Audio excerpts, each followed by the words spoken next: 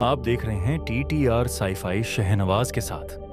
अगर आपको यह वीडियो पसंद आए तो वीडियो को लाइक करके चैनल को सब्सक्राइब कर दें। तो चलिए शुरू करते हैं आज की कहानी को।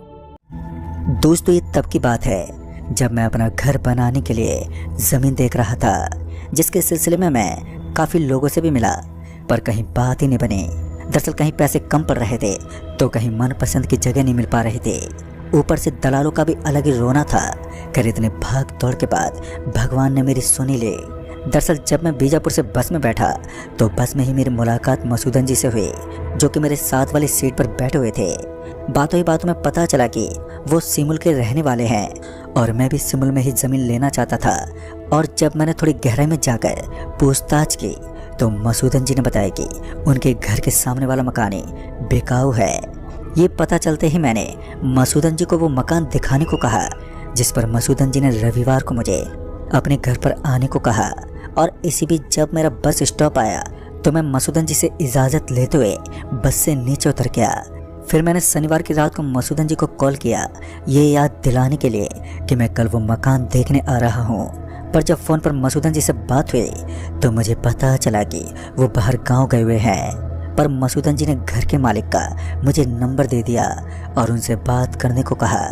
फिर मसूदन जी से बात करने के बाद मैंने उस नंबर पर फ़ोन किया, पर किसी ने फ़ोन ही नहीं उठाया। और अगले 2-3 बार फ़ोन करने के बाद भी किसी ने भी फ़ोन ही नहीं उठाया तो मैं थोड़ा निराश हो गया। मुझे लगा कि मसूदन जी मुझे पागल बना रहे हैं, तभी तो मिलने की बजाय ये बेकार का फ़ोन नंबर थमा दिया। उस वक्त ना जाने मेरे मन में कैसे कैसे उल्टे ख्याल उमड़ आए। पर जब 1 बजे के करीब मेरे फ़ोन की रिंग बजे तो मैंने पाया कि उसी नंबर से कॉल आ रहा था जिस पर मैंने कॉल किया था। फिर जब मैंने फ़ोन उठाया तो दूसरी तरफ से जो आवाज़ आई वो किसी बूढ़ी औरत की लगी। फिर जब मैंने कहा, हाँ नमस्ते अम्मा जी, मेरा नाम उमेश है और आपका ये नंबर मुझे आपके पड़ोसी मसूदन जी ने दिया था। उन्होंने बताया कि आप अपना घर बेचना चाहती हो। इस पर वो बुढ़िया खांसते बोली, तुम शामगढ़ का मकान नंबर 127 पर आ जाओ, सारी बातें आमने सामने बैठकर करेंगे। इतना बोलकर उस बुढ़िया ने फ़ोन रख दिया और वहीं मैं ये सोचने लगा कि सिमुल की जगह उस बुढ़िया ने शामगढ़ क्यों बुलाया। खैर कुछ सोच विचार करने के बाद मैं शामगढ़ के लिए निकला, पर बस स्टॉप पर घंटों वेट करने के बाद एक सज्जन ने बताया कि शामगढ़ के लिए कोई गाड़ी नहीं चलती, अपनी गाड़ी है तो ठीक है, नहीं तो पैदल ही जाना पड़ेगा। बात तो अजीब थी, पर उस समय तो मुझे कैसे भी करके शामगढ़ पहुंचना था। और तभी संजोग से मेरी नज़र बाइक पर बैठे विनोद पर पड़ गई, जो वहीं बगल में पान की दुकान पर अपनी बाइक लगाए हुए था। मैं तुरंत ही विनोद के पास गया और मैंने कहा, यार मेरे को शामगढ़ छोड़ दे। विनोद ने बहाने मारने की कोशिश तो की, पर मैंने उसकी एक ना चलने दी और आखिरकार विनोद को ना चाहते हुए भी मेरी बात माननी ही पड़ी। अभी विनोद ने बाइक स्टार्ट की थी कि पान वाले ने कहा, भैया जी शामगढ़ वाली उस सफ़ेद बालों वाली बुढ़िया से ज़रा बच के रहना। अब इस पर मैं कुछ बोलता कि तभी विनोद ने बाइक आगे बढ़ा दी और जब हम दोनों पूछते पाछते शामगढ़ पहुँचे तो तब तक सूरज भी ढलने को हो चुका था। फिर जब हम बस्ती में दाखिल हुए तो मैंने पाया कि अधिकतर घरों के दरवाजे पर ताले लटके हुए हैं, जिस पर विनोद ने कहा भी, यार ये कैसी जगह है, यहाँ के लोग कहाँ गए। दरअसल अभी तक हमें उस बस्ती में कोई भी इंसान नजर ही नहीं आया था।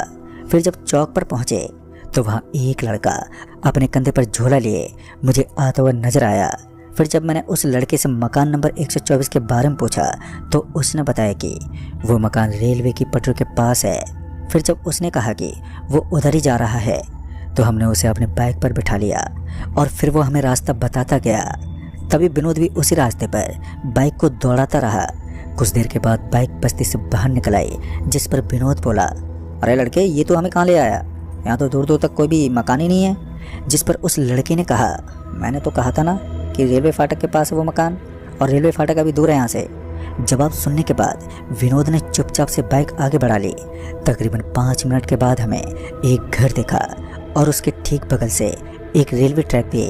फिर जब विनोद ने उस घर के सामने अपनी बाइक रोकी तो वो लड़का ये बोलकर चला गया कि अम्मा रात को मिलेगी। उस समय हमने उस बच्चे की बात पर ध्यान तो नहीं दिया, पर जब हमने उस घर के दरवाजे पर ताला लटका हुआ पाया तो समझ में आया कि उस लड़के ने क्यों कहा कि अम्मा रात को मिलेगी। वहीं घर के दरवाजे पर ताला लटका देखकर विनोद अब नाराज होने लगा था। आखिर उसे जबरन अपने साथ जो ले आया था। मैंने फिर एक बार उस बुढ़िया को फ़ोन किया और जब फ़ोन की रिंग बजी तो हम दोनों हैरान हो गए, क्योंकि उस फ़ोन की रिंगटोन की आवाज़ उस घर के अंदर से ही आ रही थी। और जब फ़ोन कटा तो उस रिंगटोन की आवाज़ आनी भी अब बंद हो गई। फिर जब हमने दोबारा कॉल किया तो फिर से वही रिंगटोन की आवाज़ उस घर से आने लगी और इस बार भी फ़ोन करते उस रिंगटोन की आवाज़ आनी बंद हो गई। मतलब कि वो बुढ़िया अपना फ़ोन घर पर ही छोड़कर कहीं चली गई थी।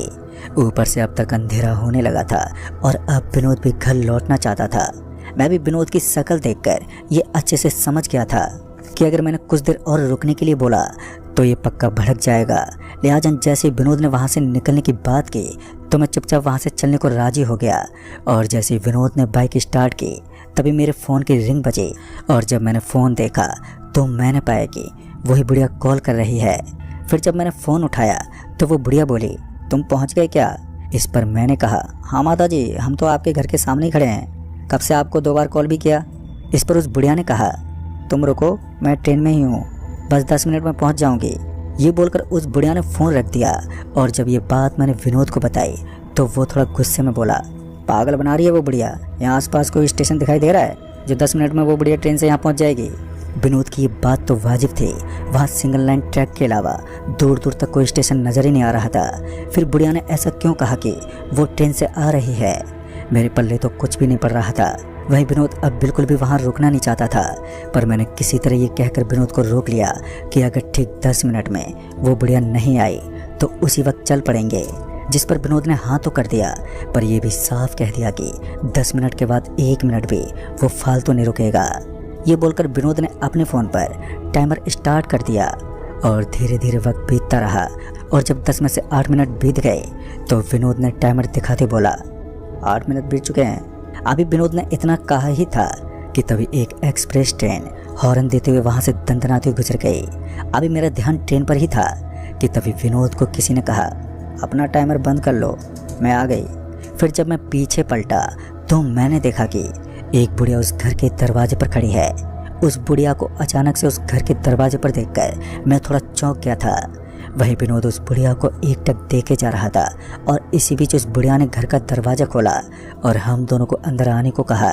फिर जब हम दोनों अंदर गए तो घर के अंदर जाते ही हम दोनों बेहद ठंड से ठुठरने लगे। ठंड इतनी ज़्यादा थी कि विनोद तो ये बोलकर घर से बाहर चला गया कि मैं बाहर वेट कर रहा हूँ और तू बात करके आ जाना। विनोद के बाहर जाने के बाद अब उस घर में उस बुढ़िया के साथ मैं अकेला रह गया। मैंने बात करते हुए कहा, आपका सिमुल का मकान मैं खरीदना चाहता हूँ, अगर आप एक बार वो मकान दिखा देते तो। इस पर वो बुढ़िया बोली, वो मकान तो मैंने बेच दिया है। बुढ़िया की ये बात सुनते ही मेरा माथा एकदम से ठनक गया और मैं थोड़ी ऊंची आवाज़ में बोला, फिर आपने मेरा टाइम क्यों ख़राब किया है बुलाकर। अभी मेरा गुस्सा बढ़ ही रहा था कि तभी बाहर से विनोद की चीख सुनाई पड़ी। चीख के सुनते ही मैं उस घर से बाहर आया, पर विनोद घर के बाहर नहीं था, पर उसकी बाइक अभी भी वहीं लगी हुई थी। मैंने विनोद को बहुत आवाज़ दी, पर विनोद का कोई पता ही नहीं चला। उस वक्त इतना ज़्यादा अंधेरा हो गया था कि कुछ ही दूर तक कुछ ठीक से दिखाई दे पा रहा था। विनोद के अचानक गायब हो जाने के कारण मेरे दिल में धुकधुकी उठ गई। फिर जब मेरे फ़ोन की रिंग बजी तो मैंने देखा कि विनोद का ही कॉल आ रहा है। मैंने फ़ोन उठाते बोला, कहाँ चले गए बिना बताए। मैंने अभी इतना कहा ही था कि विनोद फूट फूट कर रोने लगा। विनोद को रोता हुआ सुन मैं विनोद से बोला, क्या हुआ, तू रो क्यों रहा है? पर विनोद मेरी बात का जवाब देने की जगह रोए ही जा रहा था। तभी फ़ोन डिस्कनेक्ट हो गया। मैंने फ़ौरन ही वापस से विनोद को कॉल किया, पर अब call out of coverage area बता रहा था। मैंने एक के बाद एक कई कॉल किए पर फ़ोन नहीं लगा। मुझे ये समझते देर नहीं लगी कि ये सारी कारस्तानी उसी बुढ़िया की है। मैं गुस्से में तमतमाया हुआ उस बुढ़िया के घर की तरफ मुड़ा और जब उस बुढ़िया के घर के दरवाजे पर पहुंचा तो मैंने पाया कि उस दरवाजे पर ताला लगा हुआ है, यानी कि वो बुढ़िया अब वहाँ से जा चुकी थी। अब ऐसे में विनोद का पता कैसे लगता। तभी मुझे ऐसा लगा कि कोई उस घर के पीछे की तरफ भागा। मैं भी फ़ौरन ही उस घर के पीछे की तरफ दौड़ा और जब मैं उस घर के पीछे पहुंचा तो मैंने देखा कि एक आदमी पटरियों को पार करके जंगल की तरफ भागते जा रहा है।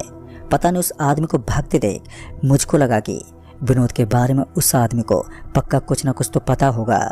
लिहाजा बिना ज़्यादा सोचे मैं भी उसके पीछे दौड़ गया। और जब मैं उसके पीछे उस जंगल में पहुंचा तो अचानक से वो कहीं गायब हो गया। वो कहीं भी दिखाई नहीं दे रहा था।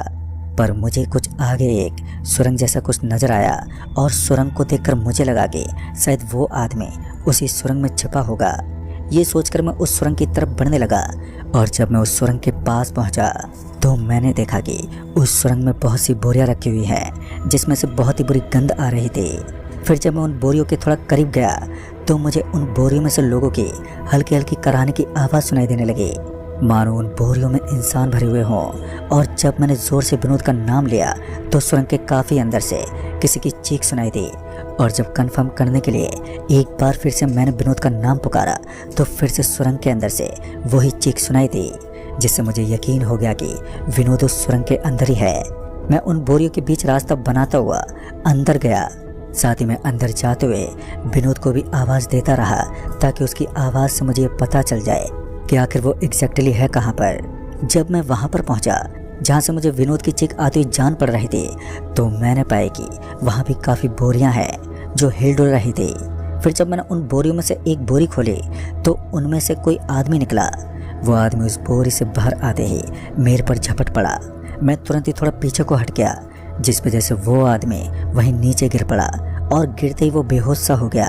वो आदमी इतना ज़्यादा कमज़ोर था कि उसकी सारी पसलियाँ साफ साफ झलक रही थी। कुछ देर तक तो मैं चुपचाप वहीं खड़ा रहा। फिर जब मैंने दोबारा एक और हिलती डुलती बोरी खोली तो इस बार उस बोरी में से एक और आदमी निकला जिसका पूरा शरीर घिसा हुआ था। वो इतना भयानक था कि मेरी चीख निकलते निकलते बची। फिर जब मैंने तीसरी बार हिम्मत जुटाते हुए तीसरी बोरी खोली तो इस बार बोरी में से विनोद निकला। पर विनोद पूरी तरह होश में नहीं था, उसके माथे से खून निकल रहा था। मैंने किसी तरह उसे बोरी से बाहर निकाला और सहारा देते हुए उसे उस जगह से बाहर लाने लगा।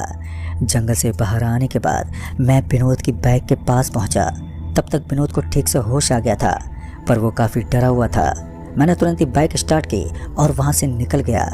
घर पर आने के बाद उस रात विनोद मेरे घर पर ही रहा। फिर अगली सुबह विनोद बिना कुछ बोले अपने घर चला गया। फिर जब मुझे मसूदन जी का कॉल आया तो मैं कॉल उठाते ही मसूदन जी पर भड़क गया। पर जब मसूदन जी ने बताया कि घर के मालिक का नाम सुकेश यादव है और वो मुंबई में रहते हैं तो ये सुनकर मैं चौंक गया। फिर जब मैंने उनका नंबर दोबारा मांगा तो मैंने पाया कि मैंने उस रोज़ रॉन्ग नंबर डायल कर दिया था। फिर उस रात की घटना के बाद अब मेरा मन कुछ भी करने को नहीं हो रहा था। लिहाजा मैंने फिर दोबारा ना तो मसूदन जी को कॉल किया और ना ही उनके दिए गए नंबर पर। वहीं बीतते वक्त के साथ एक अजीब बात होने लगी। दरअसल जब मैं एक रोज़ विनोद के घर पहुंचा तो विनोद के घर में ठीक वैसी बोरियां थी जैसी बोरी में विनोद उस सुरंग में बंद था। घर में ना तो विनोद मिला और न ही उसके परिवार वाले। फिर जब मैंने पुलिस कंप्लेंट की तो घर की छानबीन में उन बोरियों से कई सारे अनजान लोगों की लाशें मिली, पर विनोद और उसके परिवार का कहीं कुछ भी पता नहीं चला। वैसे तो अब इस बात को एक लंबा वक्त बीत चुका है, पर आज भी कभी कभी वो शामगढ़ वाली बुढ़िया सपने में दिखी जाती है। पर मुझे पता नहीं कि वो बुढ़िया कौन थी और वो लोगों को बोरी में बंद क्यों रखती थी। ये सवाल आज भी मेरे दिमाग में घूमते रहते हैं।